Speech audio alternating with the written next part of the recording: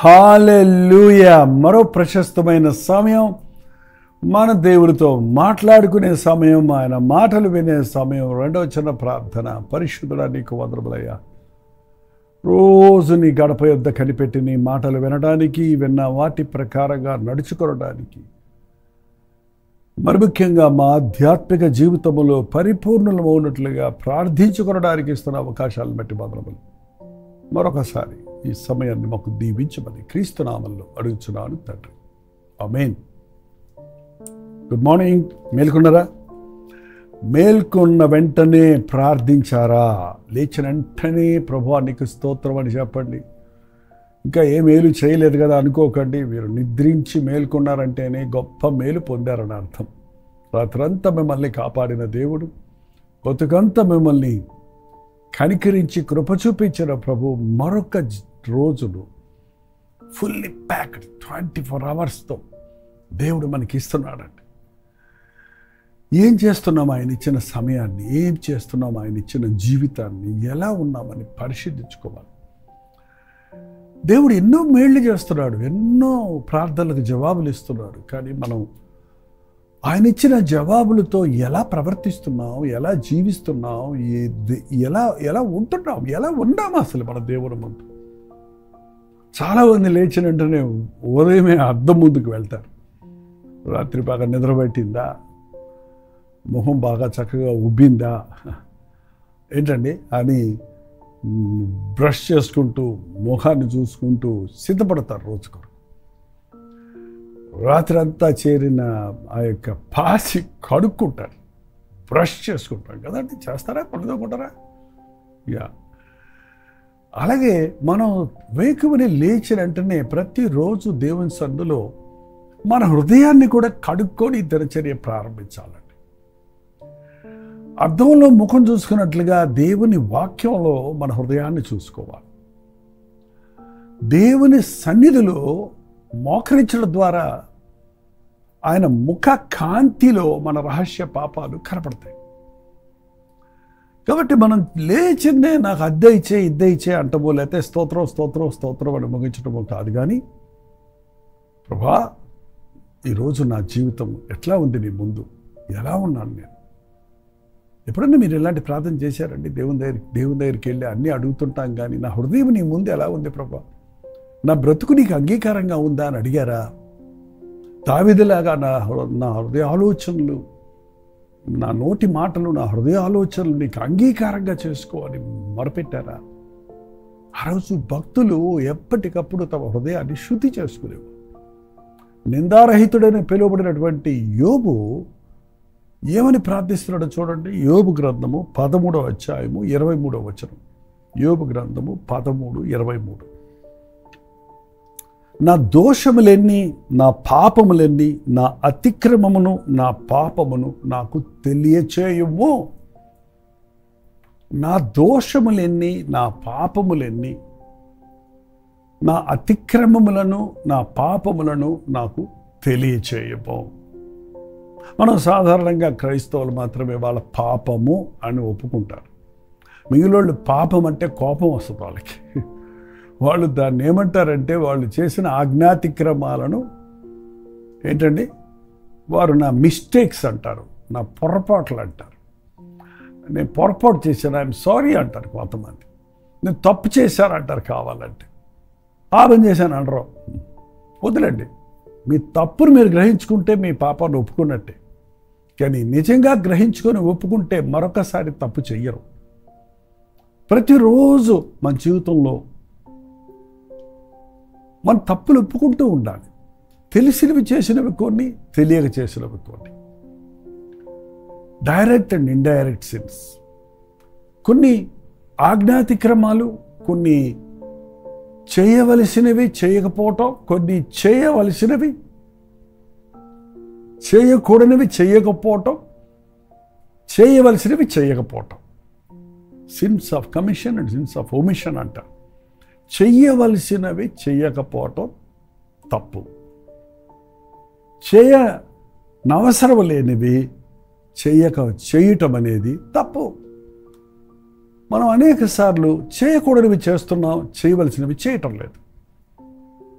ఏ విషయంలో ఎప్పుడు ఏదెలా చేస్తున్నామని మీరు ఎప్పుడన్నా గుర్తించారా? ఏ విషయం దేవుణ్ణి బాధ పెడుతుంది, దేవునికి చిత్తానికి వ్యతిరేకంగా ఉందని మిమ్మల్ని మీరు పరీక్షించుకుంటున్నారా? యోబు దేవుని సందులో కూర్చొని నా దోషములెన్ని, నా తప్పులెన్ని, నా పొరపాట్లెన్ని, నా అవిధేయతలెన్ని, చూసారండి, అవిధేయులు అవ్వటము, పొరపాటులు చేయటము, తప్పు చేయటము మన జీవితాల్లో ఎన్నో ఉంటుంటాయి. అవి నాకు తెలియజేయ ప్రభా. నీ మనసాక్షి దోషారోపణ చేసే స్థితి దాటిపోయినప్పుడు, నీ మనసాక్షి నువ్వు నిద్రపు చేసినప్పుడు, నీ మనసాక్షి వాతవేయబడిన మనసాక్షిగా మారిపోయినప్పుడు, అంటే చేసిందే మళ్ళీ చేస్తూ చేస్తూ చేస్తూ చివరికి అలవాటైపోయినప్పుడు స్పందించదండి. అందుకనే ప్రభు దగ్గరికి వెళ్ళి అడగాలి, ప్రభా నా తప్పులు, నా పాపములు, నా దోషములెన్ని, నా పాపములెన్ని. సకల దుర్నీతి పాపమని దేవుని వాక్యం సెలవిస్తుందండి. ఆజ్ఞాతిక్రమమే పాపం. సకల దుర్నీతి పాపం, న్యాయానికి వ్యతిరేకంగా ఉన్నది. అన్యాయం చేయటం, అక్రమం చేయటం పాపం, నేరం. మన దేశంలో కొన్ని చట్టాలు ఉంటాయి చూడండి, నేరాలు చేసిన వారిని పట్టుకుంటారు పోలీస్ డిపార్ట్మెంట్, పోలీస్ వారు వచ్చి జరిమానా వేస్తారు, శిక్ష వేస్తారు. కానీ ఈ రోజున నీవు చేసే నేరాలు ఎవరు పట్టుకోలేదు. ఇంకా కొన్నిసార్లు ఎవరికి తెలియదు అనుకుంటున్నావు. ప్లస్ మనుషులకు తెలియకుండా నువ్వెన్నన్నా చేయొచ్చు, కానీ దేవునికి తెలియకుండా చేయలేం కదా. నువ్వు కొందరిని కొన్ని సమయాల్లో మోసగించవచ్చు, కానీ నీవు అందరినీ అన్ని సమయాల్లో మోసగించలేవు. మరి ముఖ్యంగా ఏ సమయంలో ఏ విషయంలో కూడా దేవునిని మోసగించలేవు. అందుకే దేవుని శిక్ష మన వెతుకు రాకముందే మన తప్పులు మనం తెలుసుకొని ఒప్పుకుంటే ఆయన రక్తంలో మనం కడగబడతామన్నది మళ్ళీ మళ్ళీ వింటున్నారు కదా. అసలు మీ తప్పేంటో మీకు తెలిస్తే కదా ఒప్పుకోవడానికి, కడగబడడానికి. అందుకే ప్రార్థించబడుతున్నా. ఎందుకంటే ఆయన ముఖ కాంతిలో మనకు కనబడినటువంటి, మనకు తెలియనటువంటి, మామూలుగా వైద్యులకు తెలియనటువంటి దోషాలను లేక ఆ యొక్క వ్యాధి లక్షణాలను వారు ఎక్స్రేల ద్వారా, స్కానింగ్ల ద్వారా, బ్లడ్ టెస్టుల ద్వారా, యూరిన్ టెస్ట్ ద్వారా కనుగొంటున్నారు చూడండి.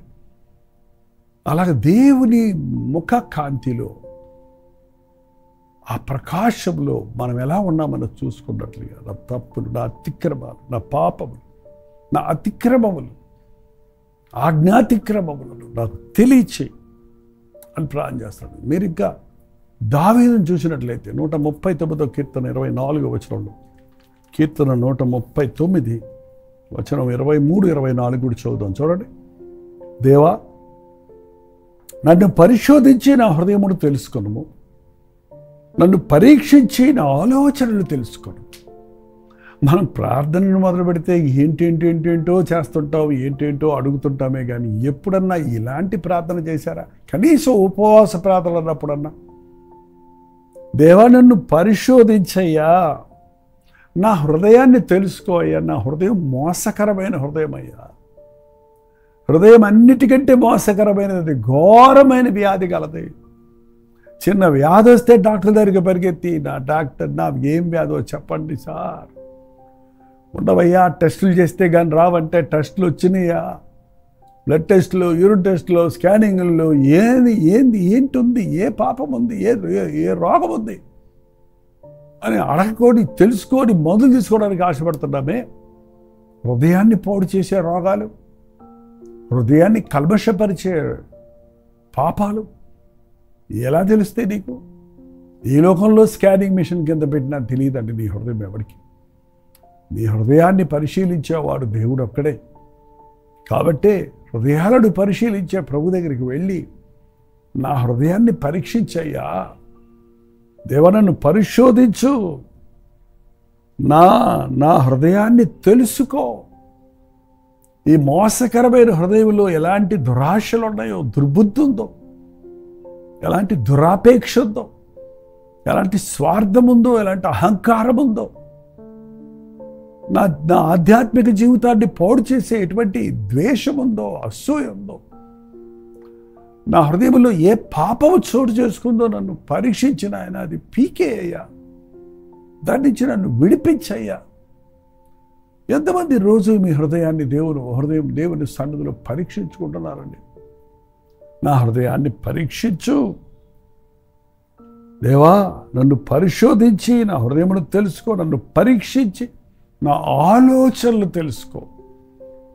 పాపము క్రియల్లోనికి పోకముందే ఆలోచనల్లోనే నీవు పరిశుద్ధపరచబడితే క్రియల్లో పాపం చేసే అవకాశం లేదండి. ఒకడు తన ఆలోచనల్లో తప్పిపోకుండా ఉంటే అన్ని విషయాల్లో తప్పిపోకుండానే ఉంటాడు. అందుకే పాపపు ఆలోచనలు, దురాలోచనలతో నిండిపోయి ఊబుక్కుంటూ వచ్చేటువంటి మన హృదయంలో నుండి వచ్చే ప్రతి దురాలోచనను అప్పటికప్పుడే వాటిని మనం చంపేయాలి, ఎదుర్కోవాలి. చూడండి, ఇజ్రాయెల్ దేశం మీదకి యుద్ధానికి వచ్చినప్పుడు వారు మిసైల్స్ వేస్తుంటే అవి వారి భూభాగాన్ని తట్టకముందే వాటిని పడగొట్టేయగలిగినటువంటి యంత్రాలు ఉన్నాయంట వాళ్ళ దగ్గర, డూమ్స్ ఏవో అంటారు. దానివల్ల ఏమైంది, వారు ఎదుటి వారితో యుద్ధం చేయగలుగుతున్నారు, వారు చేసే యుద్ధాన్ని ఆపుకోగలుగుతున్నారు. నీ హృదయంలో నుంచి చెప్పుకుంటూ వచ్చే శత్రువుని ఆ తలంపు లెవెల్లోనే నువ్వు పడగొట్టేస్తే నీ బతుకు బాగుంటుంది. అది క్రియల్లోకి వెళ్ళదు, నీ జీవితం నాశనం అయిపోదు. అందుకే దేవుని వాక్యం చెలవిస్తుంది, ప్రతి తలంపును చెరపట్టి ప్రభు దగ్గర తీసుకురావాలి. మనం ఏదైనా ఒకటి ట్రీట్ చేయాలంటే, దాన్ని పట్టాలంటే అది ఉందని తెలియాలి కదా, ఏంటని తెలియాలి కదా. నీ బలం ఎంత ఉందో చూసుకోవటం కంటే శత్రువు బలం ఎంత కూడా తెలుసుకోవటం ముఖ్యమంట యుద్ధం చేసేవాడికి. వాడి బలాన్ని అంచనా వేసి కానీ వీళ్ళు యుద్ధానికి దిగరు. వాడికి రెండంతల బలం మనకు ఉంటేనే యుద్ధంలో గెలుస్తామని తెలుసు. అంతేగాని ఎదుటివాడు చేతగాడి వాడు అనుకొని నువ్వే బలం కలివాడిని అనుకుంటే వాడి చేతుల్లో చిత్తైపోతావు. నీ జీవితంలో వచ్చే తలంపులు ఎంత భయంకరమైనవో, ఎంత నీచమైనవో, ఎంతగా నిన్ను ఆవరించి నాశనానికి నడుపుతున్నావో అన్నది, నీకు వచ్చిన తలంపు ఎంత చెడ్డదో అన్నది నువ్వు గ్రహించుకోకపోతే నువ్వు దాన్ని ఎదిరించలేవు. దాని చేతుల్లో ఆ తలంపుల్లో పడి వాళ్ళు ఎంతోమంది వారి జీవితాలు నాశనం చేసుకుంటున్నారు. కొరింథీయులకు రాసిన 2వ పత్రిక 10వ అధ్యాయము 5వ వచనం చదువుతున్నాను, వినండి. మేము వితర్కములను, దేవుని గురించి జ్ఞానమును అడ్డగించు ప్రతి ఆటంకమును పడద్రోసి ప్రతి ఆలోచనను క్రీస్తు కొరకు, క్రీస్తుకు లోబడినట్లు చెరపట్టి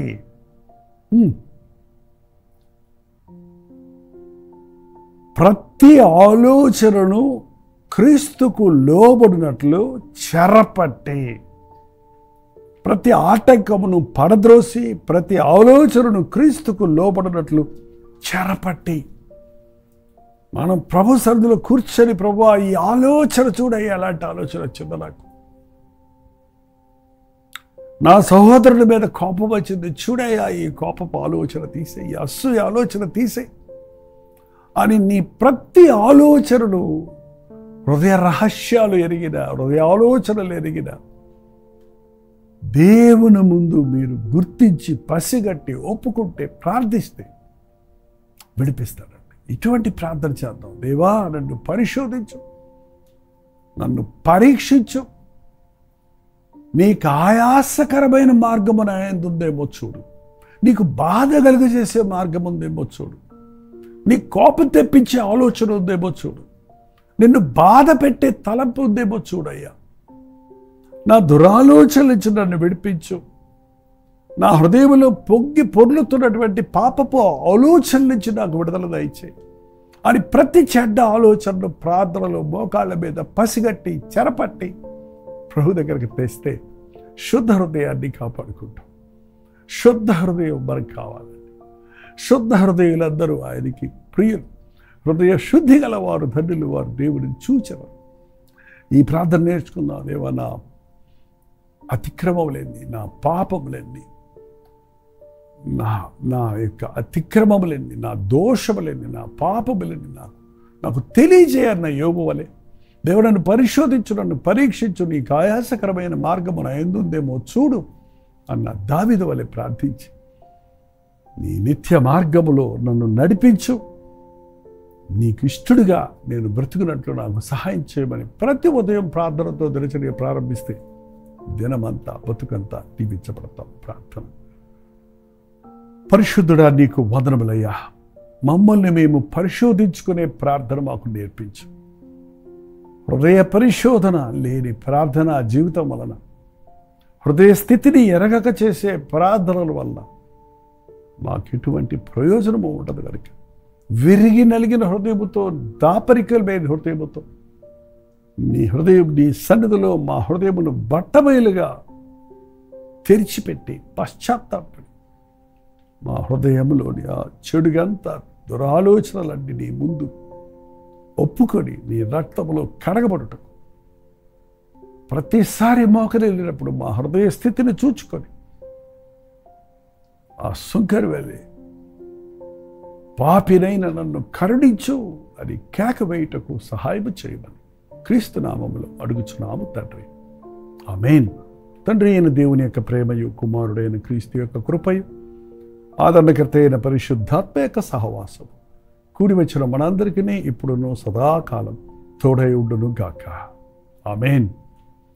దేవుని స్తోత్రం. ఎప్పటికప్పుడు మీ ప్రార్థన అవసరతలు భారాలు 9540 నెంబర్కి, మీరు ఇతర దేశాల్లో ఉంటే 91001000 నెంబర్కి పంపించమని నేను చెబుతూనే ఉన్నాను. మీరు పంపుతూనే ఉన్నారు కొందరు, కానీ కొంతమంది విని ఊరుకుంటున్నారు. దయచేసి ఎప్పుడు ఒక్కసారైనా ఒక ప్రైజ్ రిపోర్ట్స్ను షేర్ చేయడానికైనా మీ వాట్సాప్ మెసేజ్ పంపకపోతే ఈరోజు తప్పకుండా పంపించండి. మీరు మొదటిసారిగా పంపేవాళ్ళైతే మీ పిక్చర్ కూడా యాడ్ చేయండి. మిమ్మల్ని గుర్తుపెట్టుకోవడానికి, ప్రార్థనలో మిమ్మల్ని బలపరచడానికి సహకరించడం జరుగుతుంది.